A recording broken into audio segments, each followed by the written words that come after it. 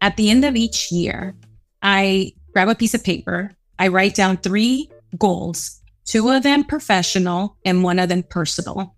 I write them down. I put them in an envelope, seal it up, and then write, for the future year, the goals. And so I do celebrate, Christmas. So in my Christmas, decorations, where I save all my Christmas decorations and I put it up in my attic, I drop that envelope.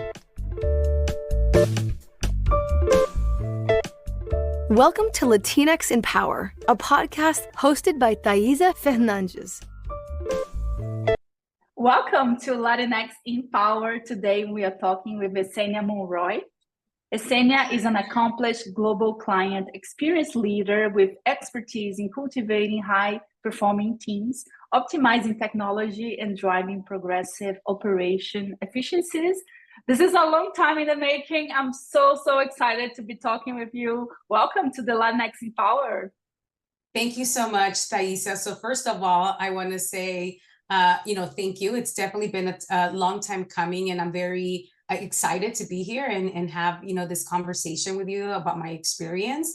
And to all of you that speak Spanish, hola, bienvenidos y gracias por tenerme en el podcast. Awesome. I love the Spanish part. I wish I was fluent in Spanish. One day I will be. I can teach you. Oh, yes. Love that. And in this episode, Yesenia will share insights into her connection with Central America, her professional journey, and the influence of her cultural background on her leadership style. I'm very excited with this part, especially. We also discuss navigating cultural nuances within different teams and preparing for cultural trends in global operations. And first thing first, what does it mean to be a Latina for you? Sure. Thank you. Thank you so much for having me again. So first, for everyone, my name is Yesenia Monroy. Currently right now, my professional role is I am a senior director for global operations for a data technology company. And my background is I am first generation Central American from El Salvador. Both my parents were born in El Salvador. And just coincidentally, I actually just visited for the second time last week to El Salvador, which was really exciting. What it means to me to be a Latina. So definitely for me, it's a very strong connection to my culture. It really means like a deep connection to the shared culture, the heritage, the language, the customs, and most importantly for me is the values. So, being from Central America, my parents, when I was growing up, there was a lot of values, in terms of work ethic, religion, also just great values as a human being and how to show up. So it definitely means a lot to me being a Latina, that I can be able to incorporate that just in existence, whether it's professional life or even, in my personal life. Incredible. I love your answer. And I love how I always get different answers and how they kind of like talk with each other. And I love that. And I remember fun fact, we work together, we work at the same company. And I remember when I joined, you were like so welcoming. And I was just like so happy to get to know about you. And one of the first things you said to me, I talk with my hands. I was like, yes. I'm going to try not to talk with my hands. They may slip here and there, but yes, definitely. That's incredible. And can you provide us a brief overview of your professional journey? Sure. So, very early on, so my dad actually came to the States at a very, very like his teenager years, and he was an entrepreneur. So very quickly, the sense of responsibility was embedded. One of the values, within myself, and then also just across all of our family. Very early on, even being a very young child, there was a lot of responsibility, and I'm very thankful for that my dad was able to instill that. And that actually has transferred over to my professional career journey. So very early on, I didn't really quite know. When I was in college, at first I thought, oh, I want to be a psychologist. And then quickly, because of my upbringing with my dad and my dad being an entrepreneur, I quickly shifted to business. So I ended up actually starting my career as a leader within the actual insurance industry. And I was very excited because within that insurance company, some of you may know 21st Century Insurance, they were acquired by AIG. I actually was one of the first key leaders to be able to introduce bilingual teams, customer support teams. We were very focused, with myself also being a key leader to set footprint in the Latino, market. So started in the insurance industry. Then I ended up pivoting to actual technology. So I ended up transitioning as a leader as well, running operation teams at a company called Intuit, which is a SaaS company. Definitely was always interested in the business aspect of it. Transitioned over to the payment space, the fintech space. And that's when I had the opportunity to be able to build teams from the ground up, technical teams, operation teams, and also being able to introduce and share the perspective of the Latino, which is very important to me. And then I transitioned over to the data technology space for e-commerce.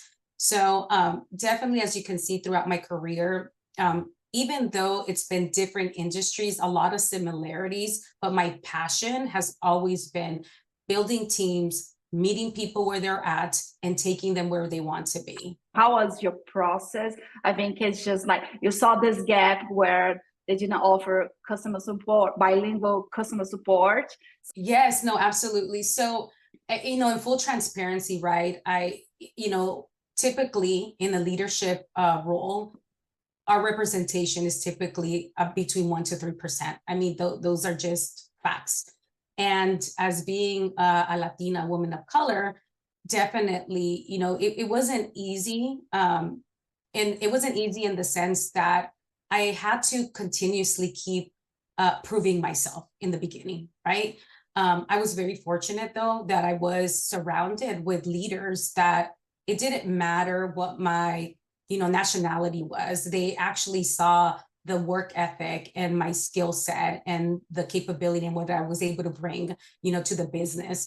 So where, I quickly was able to, which is very important for anyone that is listening, building your board of directors. That is like very critical. So I definitely wanted to make sure that I established that very early on so I can have my advocates, my supporters. Now, I did encounter, right? There was, especially, back in, 2000 and 2003, a lot of businesses didn't really fully understand the purchase power of the Latino community. And I was very fortunate because one of the other leaders in the insurance company that I was at was also a Latina. So her and I ended up partnering on building, proposals and business cases on why it was needed for us to set footprint in the Latino community, specifically for insurance. And, it was through building those board of directors, having those advocates, making sure that I was working very hard, and then also partnering with someone that was like-minded as myself. And, her and I worked on that initiative, and truly it was really, really successful for us. Incredible. I love that. Build your board of directors. That's incredible. And it's interesting how, like, when you give this overview, the first thing that comes to my mind is like, we are so much better now. Oh, but yes, at the same time, as you said, 1% to 3% we have in terms of like folks from Latin America representation, which is very, very, very low. But at the same time, it's good to put things into perspective to see how we got better as well. And I think I was reflecting on that, how for the first generation folks, the experience now might be different, right? I see a lot of people being very proud and also like feeling very excited that they are able to speak two, sometimes three languages, which I think in the past it was different. I interviewed like Pablo, and he shared with us how like his and his brother always spoke in Spanish, and then they were like people like other kids were making fun of them, and then they stopped speaking Spanish when they were kids. And I think the experience now it's different, it's a lot better. So it's also to put things into perspective as well. Yeah, and to add to that, I participate in a lot of panel discussions, and where a lot of us may be first generation, second generation, and everyone's journey is a little bit different.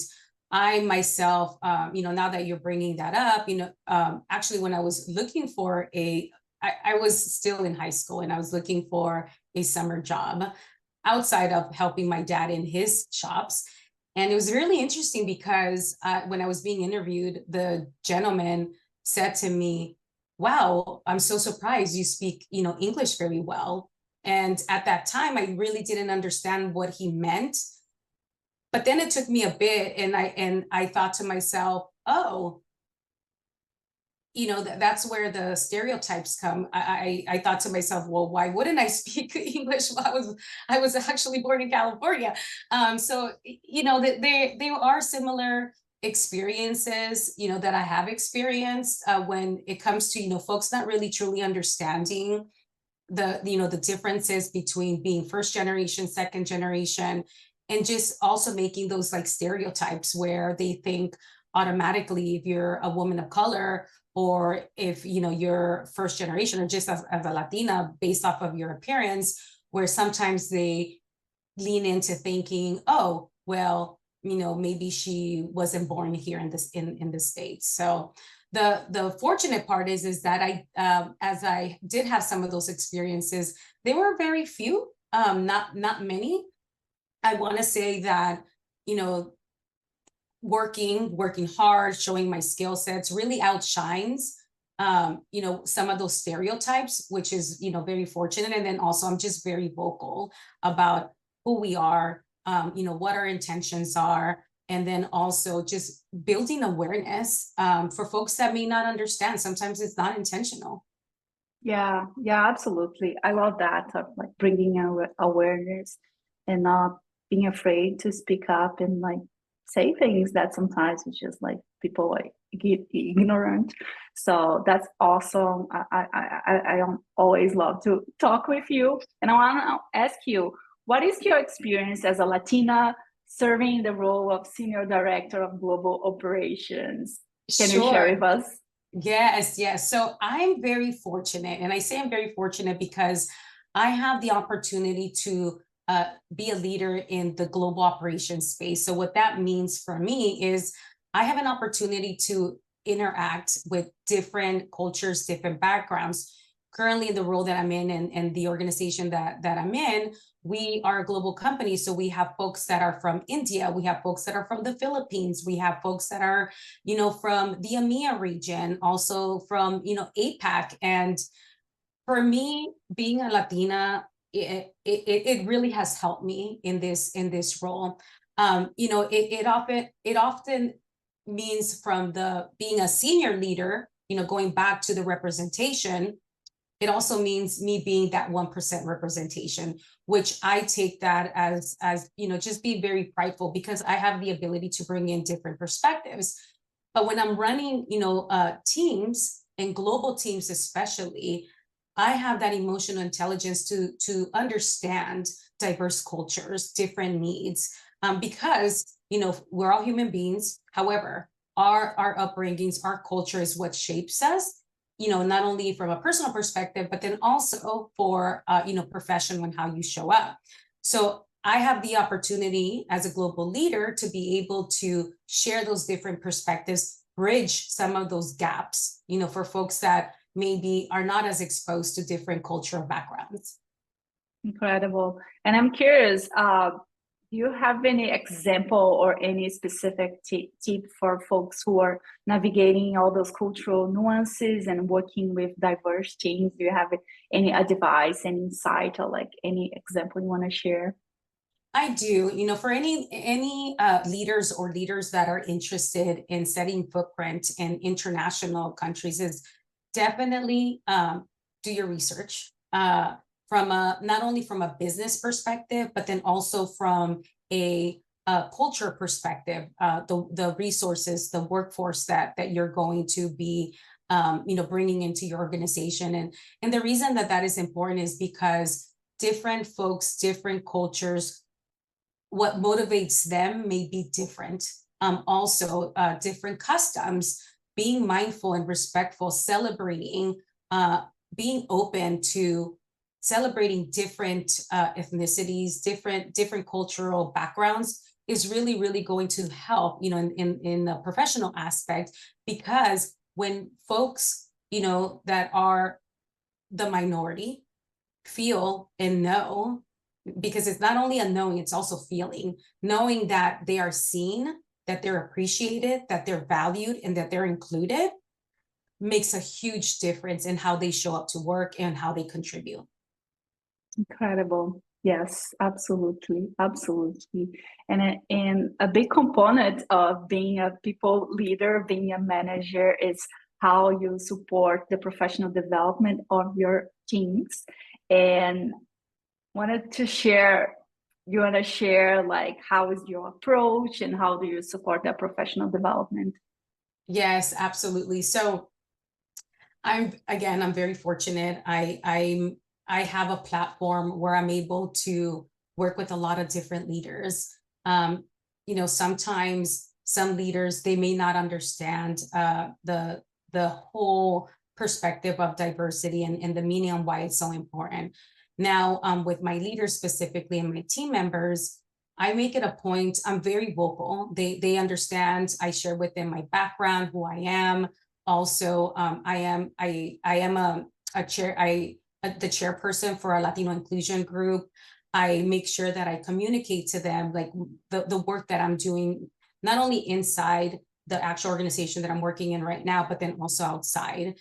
And me being able to openly have those discussions opens the space for them to feel safe, so they can share with me like what are their goals, what do they want to achieve, and just constantly creating that safe space, number one. Number two, having regular check-ins with them. For example, I have a leader that was a little bit hesitant on joining an ERG group, and I walked him through the why and the value that he would bring, and just sharing with him that it's okay, for us to be able to create that awareness, finding that balance. It's okay, you could do your daytime job per se, right? But then you can also bring yourself and what matters to you into an organization. So being able to speak about it, creating the safe space, doing the check-ins is really, really how I help, bring that awareness and help them. And when I say them, I have several leaders, help them in their career and their journey. Incredible. I love that. I feel that it's so important to have a leader where they are also thinking about your professional development, but understand that this is the best case scenario. It doesn't happen often. But at the same time, I feel perhaps I can talk about my own culture, Brazil, but I think Latin America in general, we share some similarities where sometimes we suffer a lot from imposter syndrome. We might be waiting or to get noted. Perhaps they want to go for a promotion, but they don't ask for it. They don't talk about it. And I like to bring this perspective to the podcast as well, where people should feel empowered to ask this question, or maybe like ask for feedback and see what are the gaps and what are the things they should be working on to think about the next level. So I'm curious to hear your thoughts about that as well. Absolutely. So definitely, very early on in my career, right, as being just, a 1% to 3%, representation, where I experienced myself imposter syndrome. And I thought to myself, wait a minute, it's like, why me? I don't know. There's been a lot of research done in terms of either, certain genders, right? Where there's maybe a job posting and maybe someone only has like 90% of the skill sets, and then somebody else maybe has like 80% of the skill set. Typically, when you suffer from imposter syndrome, you'll shy away and not want to apply. When other genders, specifically, males, they'll, even though they may not have all the skill sets, they will automatically just go for the role. So definitely, the way that I overcame that is you just have to find like that real like confidence in yourself, in your skill set, in your ability, in your accomplishments. And one of the things that I think is very important is not comparing yourself to others, because the moment that you start comparing yourself to others, you may not be setting yourself up for success, because as I mentioned earlier on top of the call, is everyone's background and journey is different. Now, going back to the imposter syndrome, one of my leaders actually was asked to speak on a panel, and she came to me and she said, I don't think there's really any value that I can bring. And I said to her, oh, you're doing the panel. We're gonna be discussing this, and we're gonna talk about all the value that you bring, because sometimes, and even, at times myself, when you're in it and you're just, running the business, coming up with a strategy and delivery, you may not be able to really have that opportunity to, go upward and then look inward to see the great accomplishments that you have made. So for anyone that is suffering from imposter syndrome, take a step back.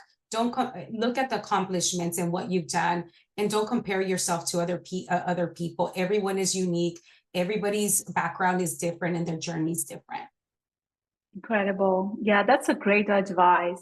And I feel maybe I like to write. I think everyone knows that about me.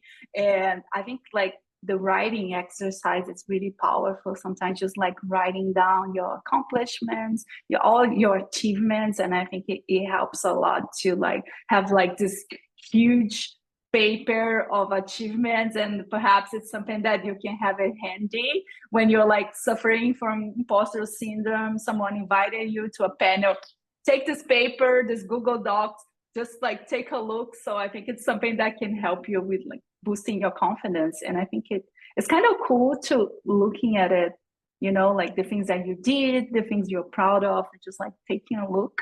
I think it's just a good exercise as well. Absolutely.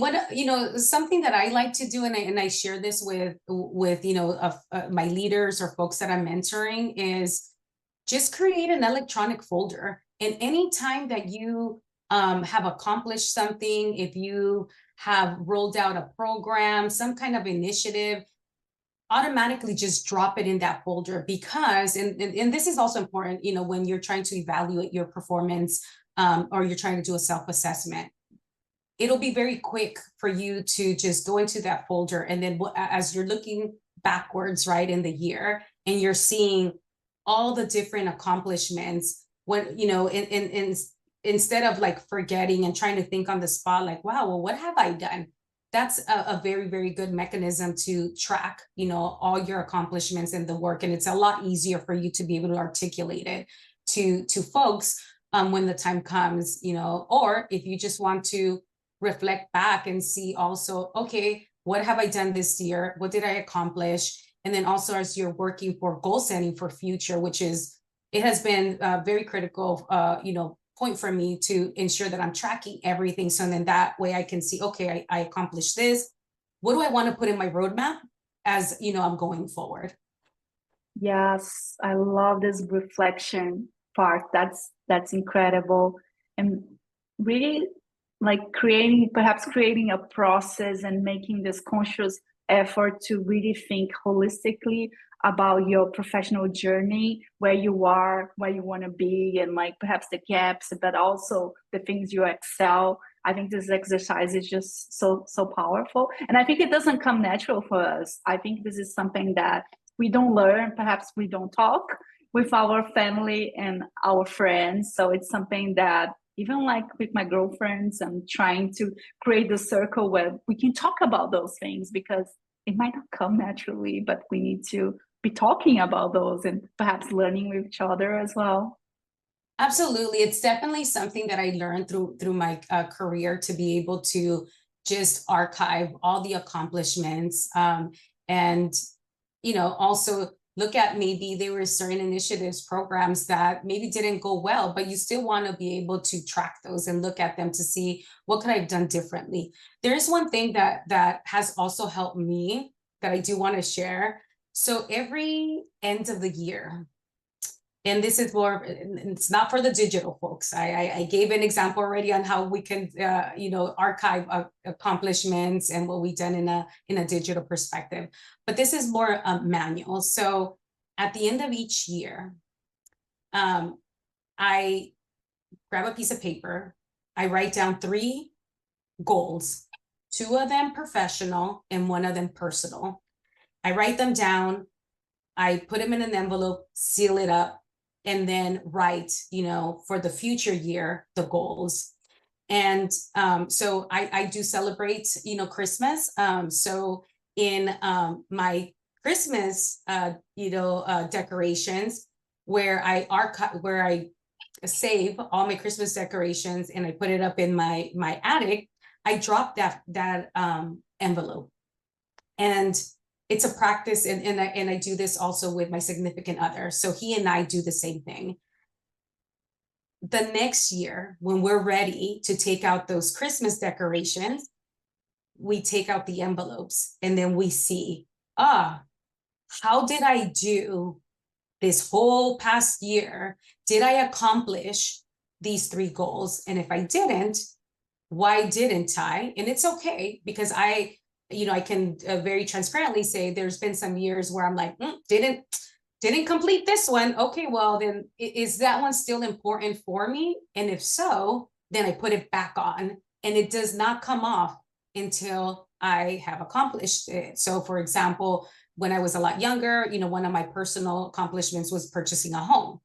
And every year I would write it in a piece of paper as one of my personal, dropped it. Then the year came that I was actually able to accomplish that. So that got, crossed out. And then the following, for the following year, then I added a different, personal goal. The reason that works for me is because time has passed. When I open that envelope, it's that moment that I'm able to see and reflect, okay, did I accomplish? Didn't I? Why didn't I do it? And does it need to continue to be a goal? So maybe it's something also, that folks can think about, as, if you don't want to do it in a digital way, it's also a very different, tangible feeling when you're opening. It's like opening a Christmas present or a gift, per se. Incredible. I love that. I love digital stuff, but I think like having something physical, paper, and the surprise element is just incredible. I love that. That's Yes, awesome. Definitely. Another thing that I wanted to ask you, I'm very curious about this one and to hear your thoughts. And what are the trends you foresee shaping the future of global operations, and how are you preparing for your team and for those changes? Sure. So specific to the e-commerce space, consumers are looking for personalization, really. And we see it, everywhere. It's not only exclusive to like retailers and brands, but even when you're calling an insurance company, right? It's very important to have personalization. People want to feel like they know you, they understand you.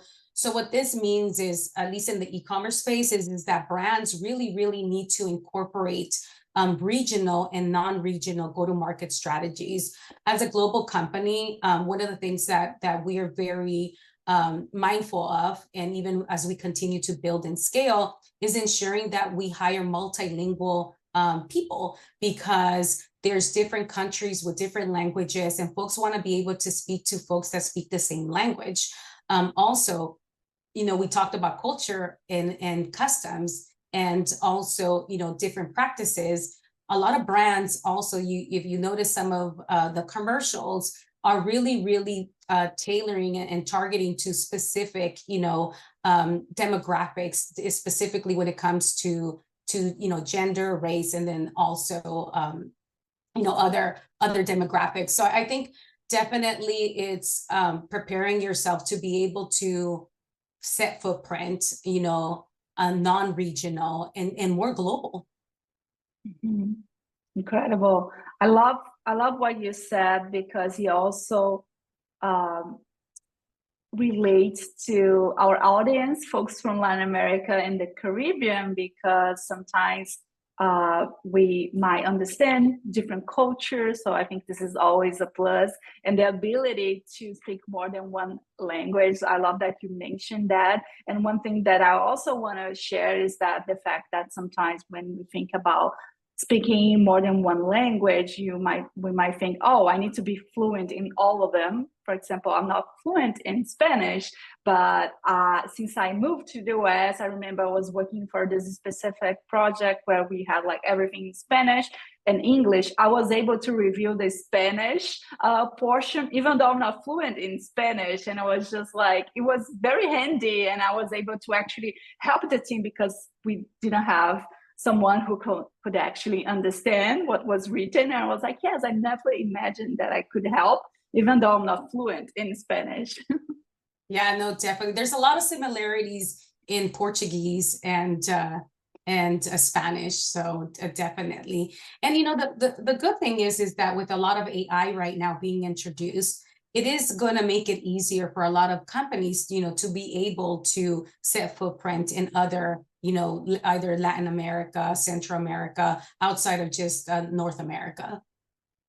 Amazing, amazing. Okay, we are getting to the last question. I really love this question because I think it's just like incredible to receive tailored advice from folks who speak like us, look like us, have like a similar background. So I love that.